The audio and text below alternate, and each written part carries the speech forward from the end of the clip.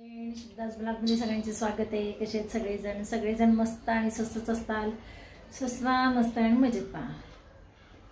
इकडे माझं चाललेलं आहे स्वयंपाक. आता माझे बघा 7:05 कमी आहेत आणि विराजला मी 5 वाजता इकडे आणले होते माझ्याकडे, कारण का रसिकाचं काम होतं आणि मिस्टर आज काही कामाला गेले नव्हते. ह्यांच्या मित्राच्या मुलीचं लग्न होतं, तिकडे जाऊन आले होते. म्हणून म्हटलं चला हे आहेत, तर मग 5 वाजता विराजला आणलं होतं मी इकडे. आणि आत्ता विराज थोड्या वेळापूर्वी गेलेला आहे घरी. त्याच्या रसिका आली होती घेऊन जायला, तर मग तो गेल्यानंतर मग मी स्वयंपाकाला तर लागलेली आहे. इकडं आमटी टाकली आहे आणि हे बघा भात टाकायचं म्हणून तांदूळ, भात करायचं म्हणून तांदूळ घेतलेले आहे. भात पण बनवायचं आहे मला. आता आमटी झालेली आहे, तर मी आता भात शिजायला टाकते. रोज संध्याकाळ झाली की भाजीचा प्रश्न पडतो. आता ह्यांना मी विचारते आंब्याचा रस करायचा का, कारण का रत्नागिरी आंबे आहे ते. आता कसं होतं, पाऊस पडतो ना, त्याच्यामुळे उगीच असं वाटतं की खराब होतो का काय, म्हणून म्हणलं संपून टाकावा. चला, मी टमॅटो घालून आमटी केलेली आहे. हे बघा, हे पाहिजे मी इथं भात लावलेला आहे आणि इकडे कढईमध्ये कोबीची भाजी टाकणार. कोबीची भाजी, पाणी टाकलेले ना. कोबीची भाजी बनवणार आहे आता.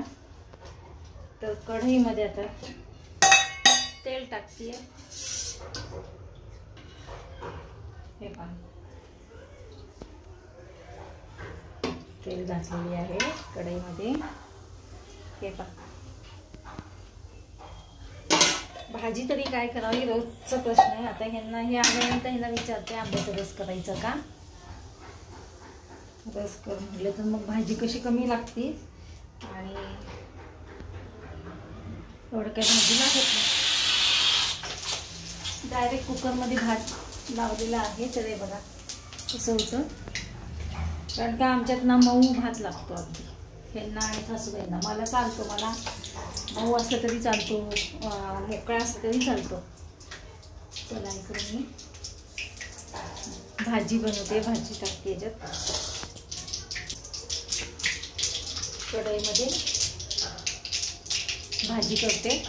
भाजी टाकली म्हणजे मग मला कसं किचन ओटा आवरायला बरं पडेल. किचन ओट्यावर पसारा असतो की सुचत नाही, त्यासाठीच म्हटलं. चला, हे आलेत बघा यांचे काम उरकून.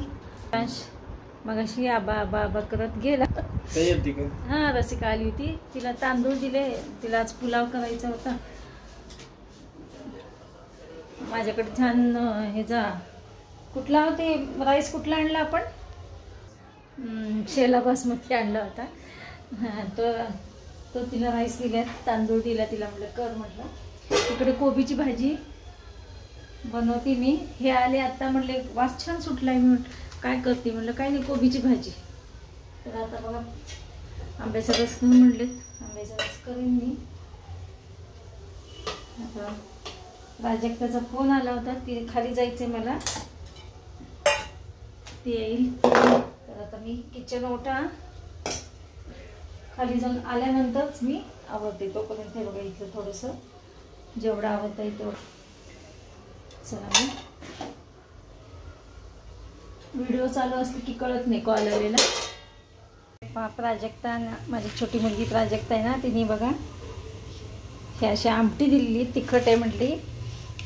मम्मी तू एकटीच खाशील, पप्पा तिखट खाणार नाही. बघू म्हटलं आता पप्पा नाही खातात का नाही, ती पाहूया आता.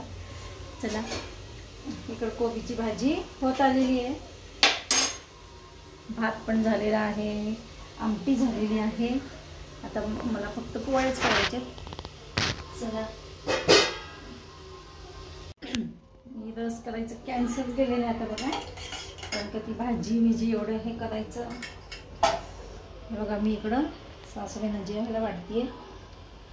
भात, तूप, मेथकूट, हे बघा भात, तूप, मेथकूट आणि कोबीची भाजी. हे घ्या. मीठ बाजूला आहे बघा. मीठ मीठ या इथं साईडला आहे, नाहीतर मिक्स करतात मीठ.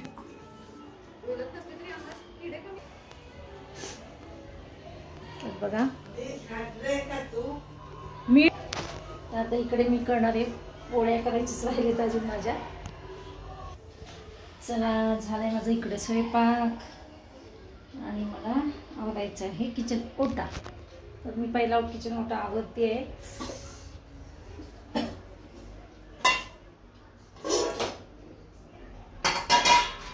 चला आता एक रील बनवली. खूप दिवसांनी आम्ही रील बनवली. आज वेळच नाही. ह्यांना वेळ असले तर मला नाही, मला असले तर ह्यांना नाही, असं चाललेलं आहे. अजिबात वेळ मिळत नाही ह्यांना. तर कामामध्ये ना हे गावाला त्या गावाला यातच वेळ जातो त्यांचा. आणि जे सकाळी जातात संध्याकाळी आले की दमून येतात, त्याच्यामुळे ह्यांना वेळ मिळत नाही. आता एवढ्यात रील किती दिवसात ना आज रील काढला असेल बघा. चला आता आम्ही रसिकाकडे जाऊन यायचे. थोडंसं काम आहे रसिकाकडे.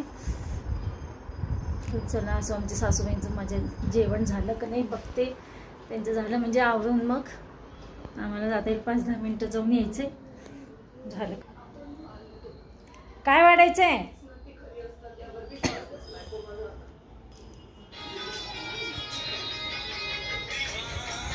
त्यांचं होत आलेलं आहे. Good morning friends. चला सकाळचे आज आहे गुरुवार आणि सकाळचे वाजलेले 8. अजून नाही 8ला 5 कमी आहेत अजून. तर माझी सगळी देवपूजा झाली. सगळं म्हणजे दोन्हीकडची देवपूजा झाली. तुम्हाला दाखवते. गजानन महाराजांची घेतलेली. आज आहे गुरुवार. हे पहा महाराजांची आहे आणि देवाची केली आहे. हे पहा. आता मी दुसऱ्यांदा घेतली. आता चहा सकाळी एकदा झालेला असतो, पण पुन्हा एकदा दुसऱ्यांदा चहा घ्यायचं आहे. आणि मग भांडी आवरते, किचन ओट्यावरचं सगळं आवरते आणि नाश्त्याची तयारी करते. आज आहे सासूबाईंचा, माझ्या सासूबाईंचा वाढदिवस आहे. आज 15 मे आहे. तर बघा सासूबाई आंघोळ करून पोथी वाचत बसलेले आहेत. आणि बहिणींना 87 वर्ष पूर्ण झालेली आहेत. 88 लागलेलं आहे. तर बघू आता संध्याकाळचं नियोजन तुम्हाला कळेलच. आणि हा ब्लॉग कंटिन्यू बघा. चला तर आम्ही घेतो चहा. या सगळेजण चहा घ्यायला. आणि मी इकडे करणार आहे नाश्त्याला सासूबाईंच्या आवडीचा शिरा करणार आहे. तर आज गुरुवार पण आहे. गजानन महाराजांना नैवेद्य पण होईल आणि सासूबाईंना गोड आवडतो शिरा, तर शिरा पण करणार आहे मी आता. चला कप घेते. हे पहा इकडे मी शिरा करते आहे. कढईमध्ये रवा घेतलेला आहे. मी या वाटीने मोजून घेतला आहे. आता तूप टाकते. काय करते? हे घ्या लायटर इथे.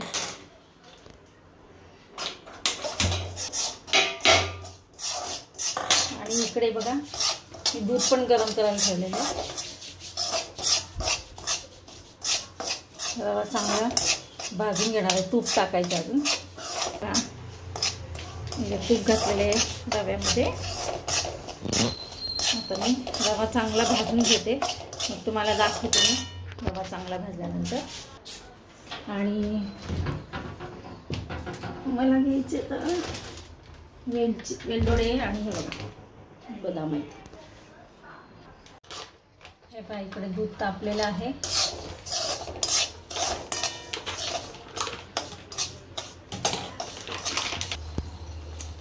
हे पहा इथं मस्तपैकी शिरा झालेला आहे. आणि आता ह्याच्यात बदाम टाकलेले, तूप टाकलेले, दूध टाकलेलं आहे. दूध सगळे पदार्थ घातलेले आहेत. आणि हे बघा ही ना वेलची पूड, वेलदोड्याची पूड टाकली याच्यामध्ये.